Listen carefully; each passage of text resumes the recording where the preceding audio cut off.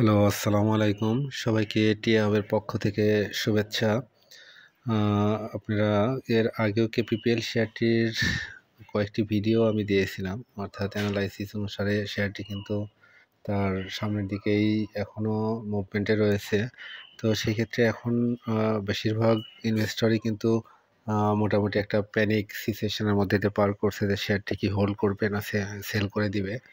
তো যাই হোক, এই বিষয়গুলো আসলে আমরা আজকে জানবো যে শেয়ারটি তার রেসিস্ট্যান্স কোথায় রয়েছে এবং কখন হয়তো সেল দেওয়ার যায়। সেক্ষেত্রে আমরা সেই বিষয়টি আজকে একটু জানার চেষ্টা করব। আপনারা স্ক্রিনে দেখতে পাচ্ছেন কেপিপিএল শেয়ারটির উইকলি চার্ট অনুসারে শেয়ারটি কিন্তু আমরা দেখতে পাচ্ছি 2023 সালের অক্টোবরে কিন্তু শেয়ারটি অলমোস্ট 9 টাকা থেকে কিন্তু 60 টাকার দিকে উঠে যায়, অর্থাৎ 60 টাকার দিকে উঠে যায়। তো তারপরেই কিন্তু এখানে কারেকশন ফেলে যায়। কারেকশনে আমরা দেখতে পাচ্ছি যে এখানে কারেকশন লেভেলে এসে কিন্তু মাত্র 2 দিনের একটা বড় সেল ভলিউম ছিল। এখানে আপনারা দেখতে পাচ্ছেন যে 2 দিনের সেল ভলিউমে শেয়ারটি কিন্তু এই পর্যন্ত নেমে আসে। এরপরে কিন্তু শেয়ারটির একটা বড় কারেকশন হলেও এখান থেকে আমরা দেখতে পাচ্ছি অলমোস্ট 7 টাকার দিকে চলে আসে শেয়ার। তো 7 টাকা আসলেও শেয়ারে কিন্তু সেল ভলিউম তেমন ছিল না, খুবই কম পরিমাণ সেল ভলিউমে কিন্তু এই শেয়ারের বড় প্রাইস কারেকশন হয়, অর্থাৎ কেউ কিন্তু এখান থেকে এক্সিট নেওয়ার সুযোগ পায়নি। তো যাই হোক, এরপরে শেয়ারটি কিন্তু নতুন করে আবার কিন্তু এখান থেকে ইউটার্ন নেওয়া শুরু করেছে।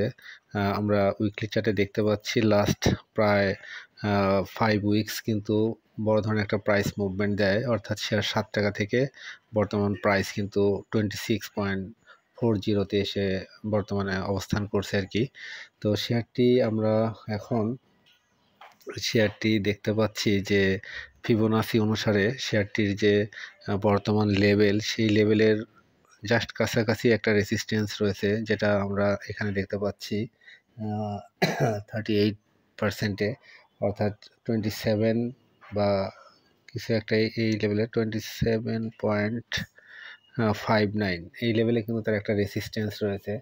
যাই হোক, আগামীকাল যদি শেয়ারটি মোটামুটি শুরুতেই হল্টেড করে ধরে রাখতে পারে, তাহলে কিন্তু এই লেভেলটাও ক্রস করে যাবে এবং এরপরে তার শক্ত একটা জোন কিন্তু 50 লেভেল। আমরা জানি ফিবোনাসির সবচেয়ে ইম্পর্ট্যান্ট একটা লেভেল 50 লেভেল। এই লেভেলটা যদি ক্রস করতে পারে তাহলে কিন্তু তার যে গোল্ডেন জোন, আমরা জানি যে 50 থেকে 61 এই লেভেলটা গোল্ডেন জোন, এটা খুবই ইম্পর্ট্যান্ট একটা লেভেল। এই লেভেলটা ক্রস করতে পারলে কিন্তু শেয়ারের একটা বড় ধরনের প্রাইস মুভমেন্টের সম্ভাবনা রয়েছে। সবচেয়ে ইম্পর্টেন্ট বিষয় হলো, আমরা যদি দেখি যে শেয়ারটি লাস্ট 6 উইক বা 7 উইক প্রতি সপ্তাহে কিন্তু শেয়ারের যে ভলিউম, সেটা কিন্তু ক্রমান্বয়ে বেড়ে তার আগের উইক থেকে ভলিউম বেড়ে যাচ্ছে আর কি। তো সেই ক্ষেত্রে এখন যদি এই সপ্তাহে এসে, অর্থাৎ এই সপ্তাহে যদি আর একটা বড় ক্যান্ডেল, ভলিউমের বড় ক্যান্ডেল দিতে পারে এবং প্রাইস যদি এখান থেকে মুভ করে সামনের দিকে ধরে রাখতে পারে, তাহলে কিন্তু শেয়ার অবশ্যই ভালো করার অনেক স্পেস রয়েছে বা অ্যাগ্রেসিভ প্রাইস মুভমেন্টের সুযোগ রয়েছে। এখন আসলে কি কারণে বাড়ছে এটার ব্যাখ্যা দেওয়ার সুযোগ হয়তো আমাদের কাছে নেই। তো যাই হোক, টেকনিক্যাল অ্যানালাইসিস অনুসারে শেয়ারটির এই হলো বর্তমান চিত্র। এখন আমরা যদি এটার কিছু ইন্ডিকেটর দেখে আসি, তো সেই ক্ষেত্রে আমরা দেখতে পাচ্ছি যে আমরা এখানে যদি ইসিমোকুটা দেখি, ইসিমোকু ক্লাউড আপনারা দেখতে পাচ্ছেন উইকলি চার্টে কিন্তু ইসিমোকু ক্লাউডের যে একটা রেসিস্ট্যান্ট পয়েন্ট, সেটা অর্থাৎ ইসিমোকু ক্লাউডের যে লোয়ার ক্লাউড বার, সেটাতে কিন্তু টাচ করে আছে। এখন এখানেও একটা রেসিস্ট্যান্স রয়েছে। তো সেক্ষেত্রে যদি এই সপ্তাহে ইসিমোকু ক্লাউডের ভিতরে ঢুকে যেতে পারে এবং এখান থেকে বের হতে পারে, তাহলে কিন্তু প্রাইস অনেক বড় ধরনের মুভমেন্টের সুযোগ রয়েছে। তো সেই ক্ষেত্রে এখন কি এখান থেকেই ব্যাক করবে না সামনের দিকে যাবে, এটা আমরা এই সপ্তাহে বুঝতে পারবো। আর হলো সবচেয়ে গুরুত্বপূর্ণ কিছু ইন্ডিকেটর আমরা যদি দেখি, তো সেই ক্ষেত্রে আমরা মানি ফ্লোটা দেখতে পারি আর আরএসআইটা দেখতে পারি। আরএসআই উইকলি চার্টে কিন্তু 77 এবং ডেইলি চার্টে যদি আরএসআই দেখি, ডেইলি চার্টে আরএসআই অনেক হাই, অর্থাৎ 85 লেভেল, এটা খুবই রিস্কি জোন এবং এটাকে অবশ্যই ওভারবট জোন বলা হয়। তো সেক্ষেত্রে এই লেভেলগুলোতে অবশ্যই সাবধান থাকা দরকার। আর আমরা যদি মানি ফ্লোটা দেখি, আমরা মানি ফ্লোটাও দেখে আসবো। মানি ফ্লোটা কি পর্যায়ে আছে? মানি ফ্লো,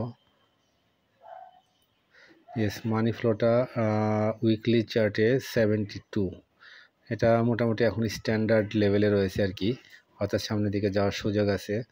তো সেক্ষেত্রে মানি ফ্লো অনুসারে এটা ভালো পজিশনে আছে। আমরা যদি ম্যাকডি দেখি, ম্যাকডির পজিশনটা এখনও খুবই ভালো অবস্থানে রয়েছে উইকলি চার্টে। আর ডেইলি চার্টটা যদি দেখি, ডেইলি চার্টে এটার অবস্থান, উইকলি চার্টে যদি দেখি, উইকলি চার্ট খুবই অ্যাগ্রেসিভ। আপনারা দেখতে পাচ্ছেন যে উইকলি চার্ট কিন্তু প্রত্যেক দিনই তার আগের যে শেপ সেটাকে অতিক্রম করে উপরের দিকে যাচ্ছে আর কি। এবং ম্যাকডি লাইন এবং এটাও কিন্তু আমরা দেখতে পাচ্ছি যে সিগন্যাল লাইন এবং ম্যাকডি লাইন দুইটাই কিন্তু জিরো লাইনের উপরে যাওয়ার চেষ্টা করছে। তো এটাও অবশ্যই পজিটিভ দিক। যাই হোক, সর্বোপরি কেপিপিএল শেয়ারটির এই হলো বিস্তর আলোচনা ছিল। তো সেক্ষেত্রে শেয়ারটি আসলে হোল্ড করবেন কি সেল করে দেবেন সেটা অবশ্যই বুঝতে পারছেন যে কী করা উচিত। তো অবশ্যই এই লেভেলে একটু সাবধান থাকা খুবই জরুরি। শেয়ারটি যেহেতু ফান্ডামেন্টালি খুবই উইক এবং আমরা জানি যে শেয়ারটির প্রোডাকশন অনেক দিন ধরেই বন্ধ আছে। তো সেক্ষেত্রে অবশ্যই সাবধান থাকবেন এবং জেনে বুঝে বিনিয়োগ করবেন। সবার জন্য শুভকামনা থাকলো এবং সবাই সেভ মোডে অবশ্যই বিনিয়োগ করবেন এই প্রত্যাশা করছি। আপনারা দেখতে পাচ্ছেন আবারও ফাইনালি আমি দেখতে পাচ্ছি যে ফিবোনাসি অনুসারে কিন্তু এই লেভেলটা 33 লেভেলটা খুবই ইম্পর্টেন্ট। তো সেক্ষেত্রে আসলে দেখার বিষয় যে কি হয়। ইনশাল্লাহ আমরা অবশ্যই দেখব যে আগামীকাল শেয়ারটির কি হতে পারে। তো ঠিক আছে, সবাই ভালো থাকবেন, সবার জন্য শুভকামনা থাকলো। ধন্যবাদ।